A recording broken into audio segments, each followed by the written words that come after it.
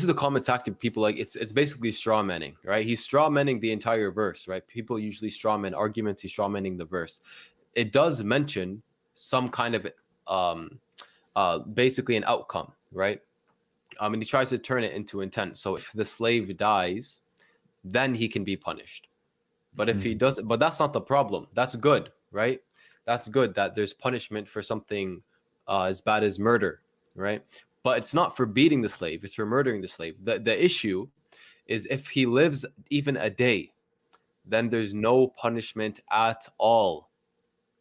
It didn't say that then he's not killed, then he's not given capital punishment, then he's let go because that's his property. That's the issue. But what is he trying to do? He's trying to run around that and then say it's a question of intention. Okay, the question of intention is always there, right?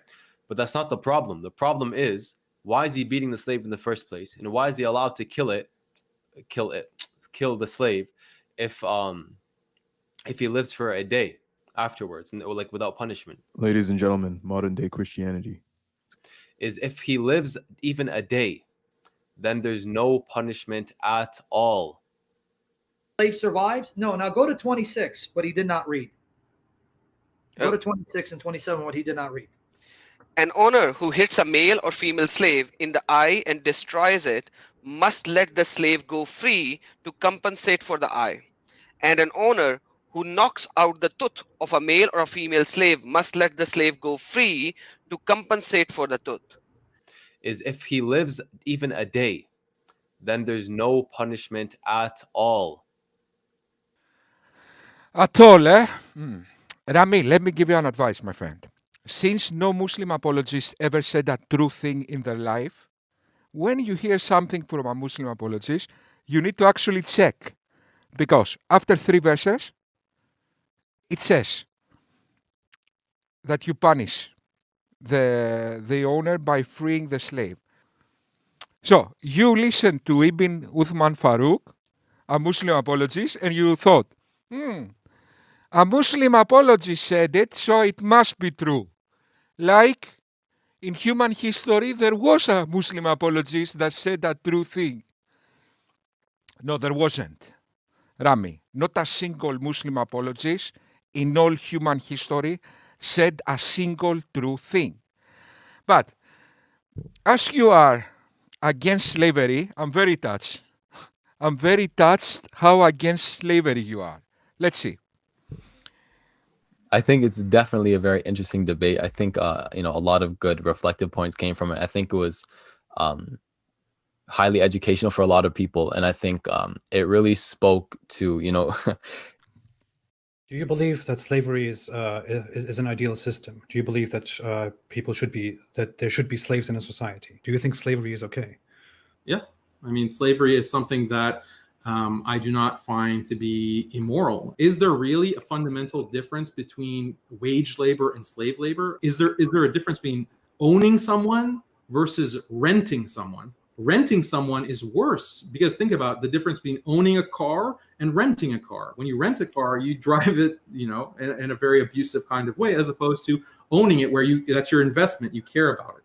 Anyway, so that's something that's uncomfortable for people who are raised in the West. The legal concepts underlying slavery exist within the employer-employee contract of wage labor. In many cultures, there's not really a difference between saying that person A, like Ridvan, owns George. Okay, that's a slave relationship. Ridvan owns George. There's not really a difference between that and saying that George has a contractual obligation to Ridvan.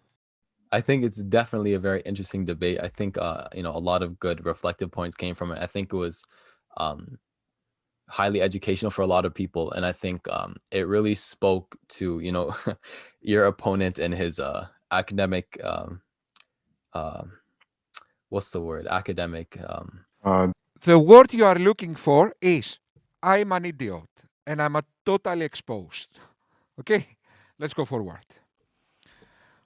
So, last time you said that a Christian could just pick up a study book and then he could take it and wouldn't have to go to a living scholar or ask for any of the explanations. So I actually have a MacArthur Study Bible, and I was looking about slavery, and I was looking at the issue of copyist errors. And the MacArthur Bible tells us that there are copyist errors in the Bible, right? The MacArthur Bible tells us that at a time God allowed slaves to be beaten. So would you agree that that's correct? That do you think God allowed that you can beat a slave and as long as they live a day, it's okay, that's their property? That passage isn't, if you're talking about the verse you brought up last time, right? That verse isn't actually about what you think it is. It's not about slave beating? That verse is about punishing for capital, that verse is about judging intent for capital punishment. Interesting. Right? Is it? Yes. So let's bring it up. This is to do with capital punishment or disciplining your slave? No, this is Leviticus. It is not Leviticus. David Wood. It's Exodus. Okay? Okay. You with me? Or you? See, this is why you didn't want me to ask the question, right? This is why. This is why. All right. Exodus 21, 2021. Read the verse for us, Mr. Wood. 20:21. Yeah. Read it out loud. Notwithstanding, if he remains alive a day or two, he shall not be punished, for he is his property. Keep going. If men fight, Okay, I'm sorry. 20 and 21. You didn't read the if first a one. man beats his male or female servant with a rod so that he dies under his hand, he shall surely be punished. Notwithstanding, if he remains alive a day or two, he shall not be punished, for he is his property. So you, David, would believe that God, Jesus, allowed that if a person beats their slave, and as long as his beating is severe enough that he dies a day later, you cannot punish the man because a human being is another human's property that he can kill, just letting him live a day. A couple issues. Anyone who beats their male or female slave with the rod must be punished if the slave dies as a direct result, but they are not to be punished if the slave recovers after a day or two, since the slave is their property. We're going to deal with that today.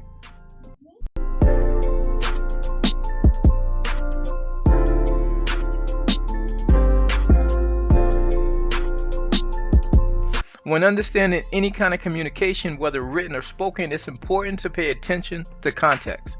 Because words have multiple definitions, we use context to help determine the meaning. In the highlighted passage, context will help to alleviate any confusion regarding the text.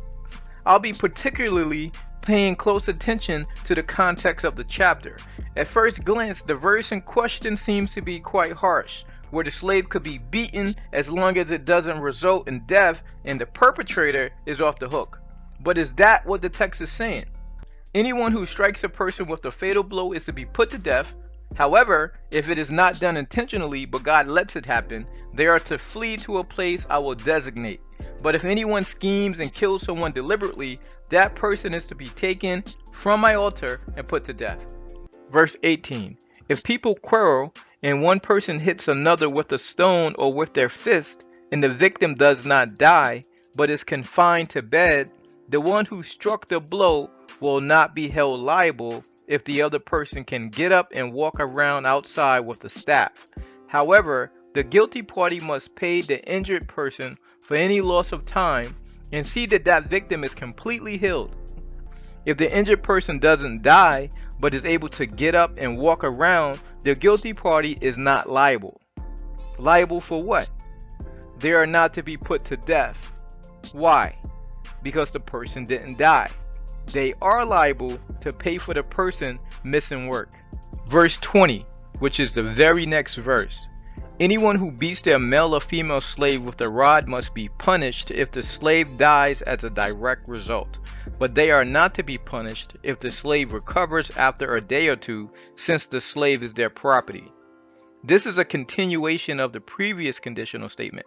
If someone beats their servant and they die, they are to be put to death, as laid out in verses 12 through 14. But if the servant doesn't die, they are not to be punished. In other words, they are not to be put to death. Verses 18 and 19 says the same thing.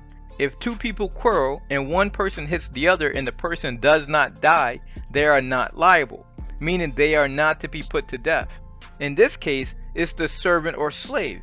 The person who beats them also will not be punished or put to death if the slave doesn't die. I hope this is clear. The difference in this case, in the case in verses 18 and 19, is that the perpetrator has to pay a fine for the injured person missing work. In these verses, starting at verse 20, that penalty is eliminated because the slave is their property, which means that the only money that was lost was by the guilty party. What this doesn't mean is that the guilty party is off the hook, because if there are visible injuries, such as a missing tooth, the slave or servant is to go free. So let me summarize. If someone commits murder, they are to receive the death penalty, including if a slave owner beats their slave to death. However, if the slave doesn't die, they are not to receive the death penalty, nor will they pay a fine for lost wages, because the slave or servant works for them. If the slave or servant has visible injuries such as a missing tooth, they are to go free.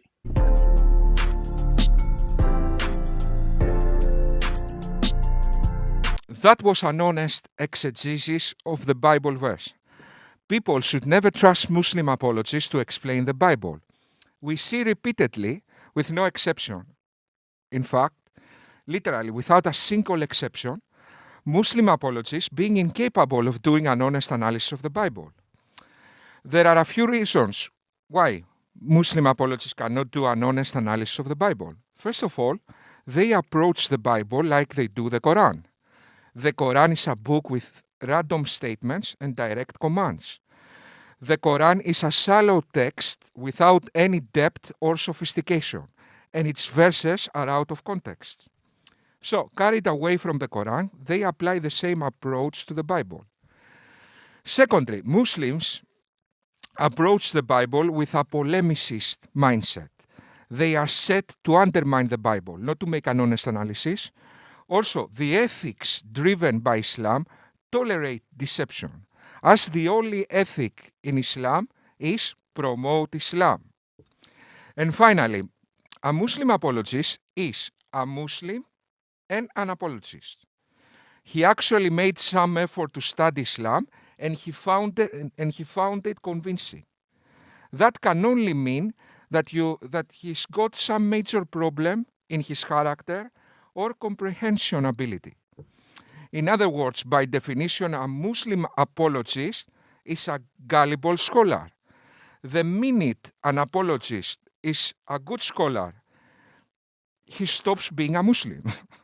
In other words, an honest Muslim apologist is a contradiction, like we say, a square cycle. Now, when it comes to slavery, we need to acknowledge some facts. Fact number one, an honest interpretation of Christian scriptures doesn't allow slavery in any form. Fact number two, an honest interpretation of Islamic scriptures allows slavery. Mainstream Islam actively wants to introduce a theocracy, similar to what God commanded to Moses 3,000 years ago, including slavery, torture, child marriages, amputations, and more draconian, inhumane, barbaric punishments. Mainstream Christianity advocates for a separation of church and state, treats Old Testament stories as useful parables, not direct commands, and focus on the teachings of Jesus, which are totally good and humanitarian. So Christianity is a good religion that promotes good in this world. Islam is an evil religion that promotes evil in this world, like slavery. Now, the argument of Ibn Uthman Farooq is, God in the Old Testament commanded immoral things, therefore Christianity is not true. First thing to notice is that Ibn Farooq applies common sense when judging the Old Testament, God. He applies, therefore, secular morality. But in common sense, Allah is also evil. So according to Ibn Farooq's secular morality, we have two evil gods, the God of the Old Testament and Allah. The difference is the Old Testament is an apocalyptic revelation describing what God commanded a specific group in the primordial state of humanity. With hindsight, the coming of Jesus and the New Covenant. They are meant to be understood holistically as the story unfolds gradually and leads to Jesus. The Bible expects a sophisticated approach to its scriptures, not a direct literalist one. In Christianity, scriptures are not infallible. The church precedes the Bible. The living, genuine revelation for Christians is Jesus Christ, not the Bible. On the contrary, the Quran takes a literalist and sophisticated approach to scriptures and considers scriptures direct commands from the lips of God himself, applying for all times. Therefore, commonsensible secular morality that Ibn Farooq applies condemns the Islamic God and finds tolerance in the deep context of the Bible. Right? Wow, this is amazing. Can you say It's that? not. It's basic This is Christianity. you know, When I've had Jesus is asked about divorce. Can you divorce your wife for any reason? He said, and they asked, well, in the law of Moses, you're allowed to give your wife a notice of divorce, and you can just divorce her. Gotcha. Jesus said, God allowed you to do that because of the hardness of your hearts, but that's not what He wants. He doesn't want. Gotcha. He doesn't want that situation. So that's one. As far as this is a series of commands that are talking about capital punishment, which we also have now, right? We have capital punishment. Do you guys have that in California still? no, I don't think so. Maybe they do. I don't know. Certain states have capital punishment. Texas does. Right? Certain states have capital punishment, meaning if you commit capital murder, that's a death penalty. But there are lesser versions. There's second-degree murder, there's manslaughter, and things like that. What this is talking about, a man kills his slave, a man beats his slave, right? Male or female? They're talking about the presumption of intent. Intent, right? What's the intent here? That's what they're talking about, right? They're going to presume, for this case of capital punishment, whether you sentence a man to death for murder, if you beat your slave and you just beat him to death. Yeah, like this. Just beat him to death. He wasn't beaten to death. Yeah, you're right. Yeah, so worse than this then. So they would not. That would not be capital punishment. They would Right. say, So beating worse than this because it beat him to death the next day. If you beat him to death, Right. If you beat him to death, Right. They're going to presume that your intent was to murder him. Where's that in the Bible? I mean, it's right there. This is Where? I don't see that anywhere there. You're making this up, David. You're making this up. You see this? You guys see this? He comes and talks about the Quran. We're about to. No.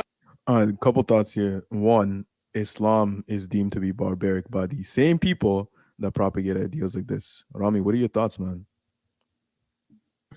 Oh no, you too, bro. Oh no, do you want to go first, man?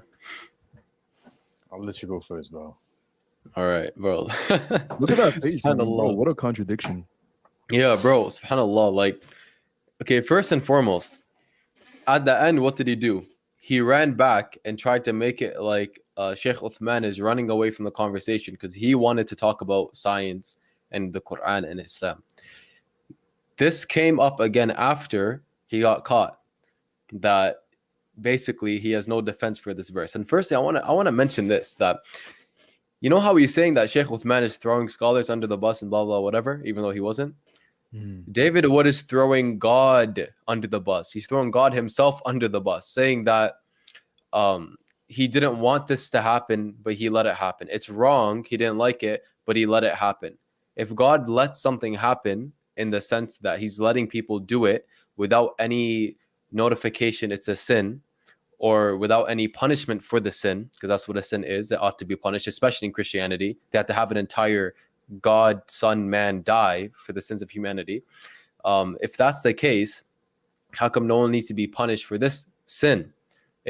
Muslim apologists, incapable of finding any apparent moral flaws in Jesus and mainstream Christianity, they retreat to the Old Testament and compare Allah with a straw man of Christianity they invent. The irony is that Islam wants to bring Old Testament ethics to this world, not Christianity. Islam wants to take out the humanity of Jesus from religion and bring a literalist, cruel, Moses kind of theocracy to this world. And of course, Muslim youth fall for this, not realizing that the boogeyman they are fear-mongering against is actually Islam, not Christianity.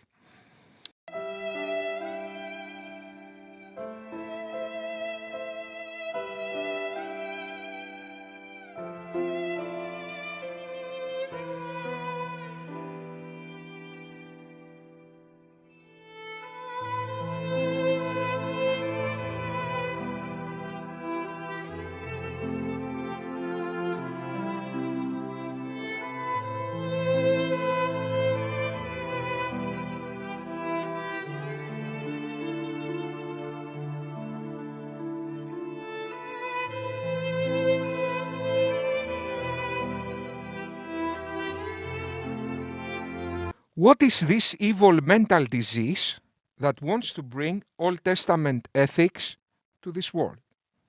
Maybe it's Christianity.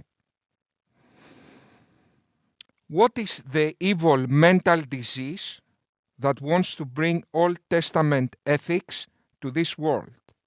3 Muslims. This question goes to you. Christianity, eh?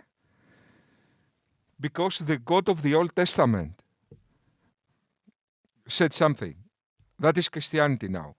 Let's see what your prophet said about the Old Testament. A group of Jews came and invited the apostle of Allah, peace be upon him, to Kuf. So he invited them in the school. They said, Abu Qasim, one of our men, had committed fornication with a woman, so pronounced judgment upon them. They placed a cousin for the apostle of Allah, who sat on it and said, Bring me the Torah. It was then brought. He then withdrew the cousin from beneath him and placed the Torah on it, saying, I believe in thee and him who revealed thee. He then said, Bring me one who is learned among you.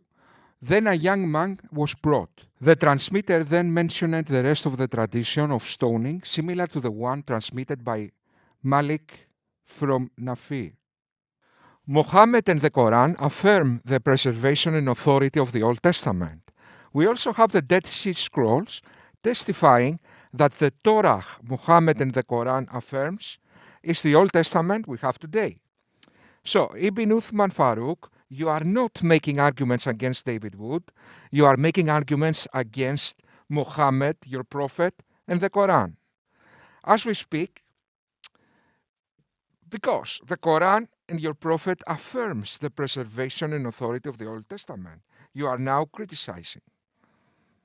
Beat your slave, and you just beat him to death. Yeah, like this. Just beat him to death. He wasn't beaten to death. Yeah, you're right. Yeah, it's worse than this then. So they would not. That would not be capital punishment. They would Right. say, So beating worse than this because it beat him to death the next day. If you beat him to death, Right. If you beat him to death, Right. they're going to presume that your intent was to murder him. Where's that in the Bible? I mean, it's right there. This is Where? I don't see that anywhere there. You're making this up, David. You're making this up. You see this? You guys see this? He comes and talks about the Quran. No.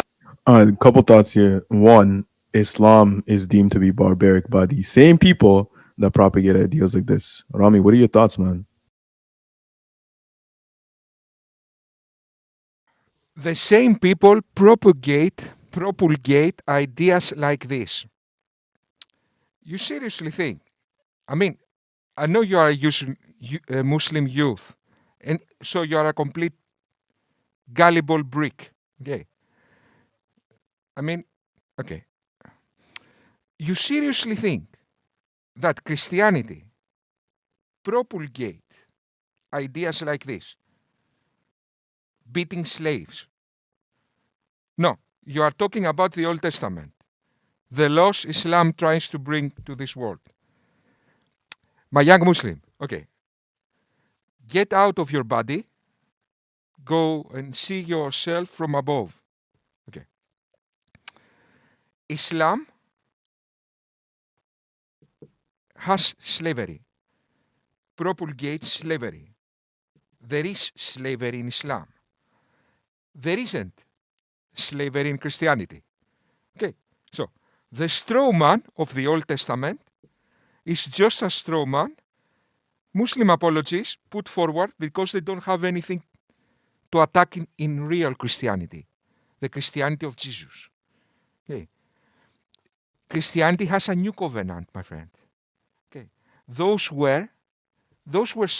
Christianity is an apocalyptic revelation. Apocalyptic revelation. God gave stories that you can even conceive as parables. They don't have to be literally true. Okay. He gives a story that how primitive people, okay, and we come to Jesus, and then the covenant change. Okay, it's an apocalyptic story, my friend. And you take the apocalyptic story, how God describes the primordial state of humans, and you present that as Christianity, really, you just make an unsophisticated approach to the Bible, my friend.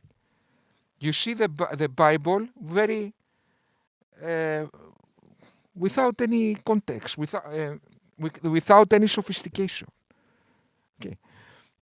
Just because Islam has zero sophistication and present that God just speaks like a robot, you need to do this, you need to do this, everybody, okay. Allah is a robot. He has zero sophistication. He's just an incompetent dictator. He wants to dictate the world and he cannot do it simply because he's an idiot. Okay. In contradiction to Islam, Christianity has sophistication, my friend. It presents a story that is gradual, that is revealing. Imagine if this story started with Jesus saying everything as it is. Then it's not a story. Then Christianity becomes like Islam. Direct commands. Okay, so in contradiction to Islam, don't see Christianity with the eyes of Islam. Islam is a shallow, unsophisticated cult without any essence. It's just copied Christianity and Judaism and took out all the sophistication and all the essence and all the spiritualism and presented just the barbarity. Okay, so forget Islam. Now when you are dealing with Christianity, you need to be sophisticated. Okay, my young. Now, if you hate this slavery, you should hate Islam. Islam wants to reintroduce slavery in this world, not Christianity. Islam wants barbaric Old Testament ethics to be reintroduced, not Christianity.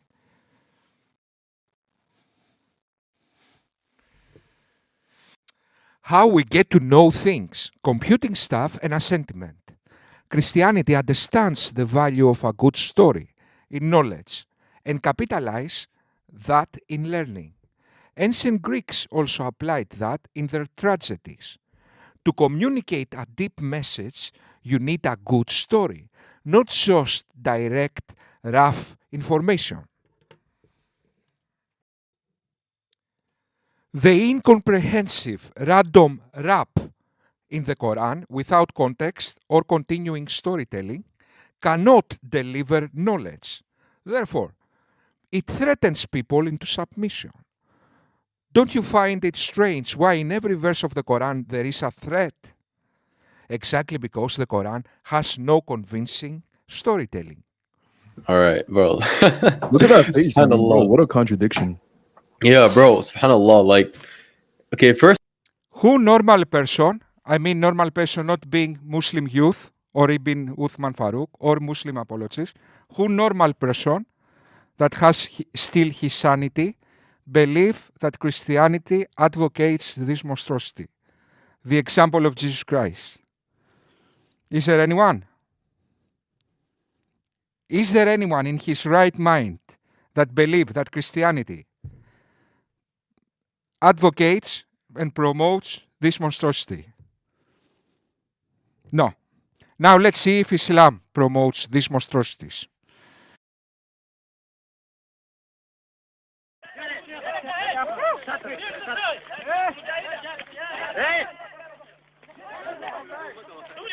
Does Islam advocates this monstrosity, even for today? Of course, yes. These three young Muslims won't even deny that. Okay, yes. Islam advocates this monstrosity. Let's go to another monstrosity. Those are Yazidi sex slaves. Maybe Jesus advocates that. I think Jesus is all for this. Does Islam advocate that? Yes. Muhammad said that you can have sex slaves, captives of war. How about this? Throwing gays out of buildings. Does Islam advocate this? What do you think? Yes, that comes directly from Islamic scriptures. Throw them from a high place. So, Islam advocates this for today.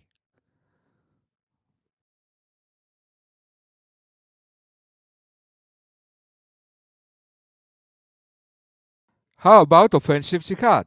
Does Islam advocate this? Did Islam spread by the sword? Yes.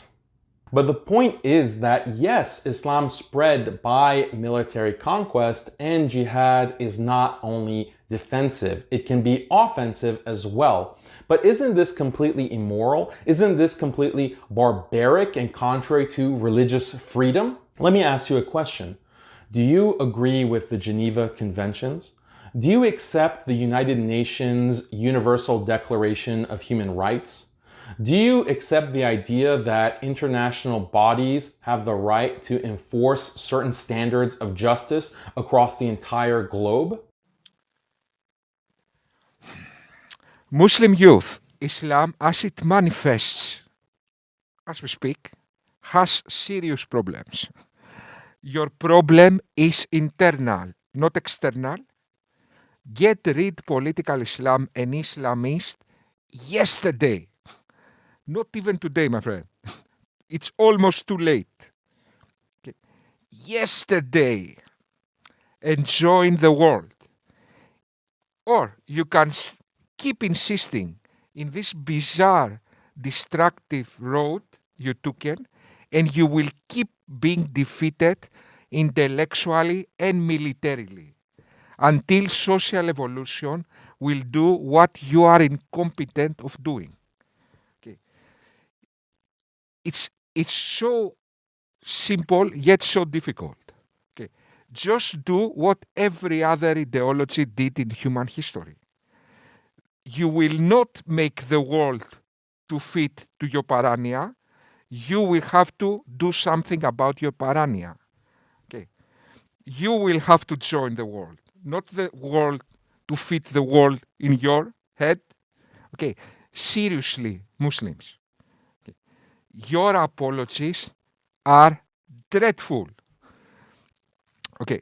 They are Islamists. They are Hanbalis. Okay. They are a mental disease. Muslim youth, it's so easy. Stop trusting and listening to complete buffoons. The world is not your enemy. Those are just the paranoia, the delusion of groups like Hizb ut-Tahrir or Ibn Uthman Farooq, of deluded cultists. Okay. Go out of the paranoia, of the ghosts in the heads of deluded cultists and join the world. I'm not saying you need to give up Islam, but Islam cannot be a political ideology, my friend. It's a religion. Okay. You will never succeed to bring the world to the medieval ages. The only thing you will achieve is hurting yourself because you run in a wall. The wall will be fine. Thank you. You will hurt. Imagine a crazy person watching a wall and then thinks, this wall is evil. I will destroy the wall. And runs and keeps hitting his head in the wall. The wall will be fine. Your head will hurt. Can you understand? You cannot fit the world in your paranoia. You need to fix your paranoia. Thank you very much.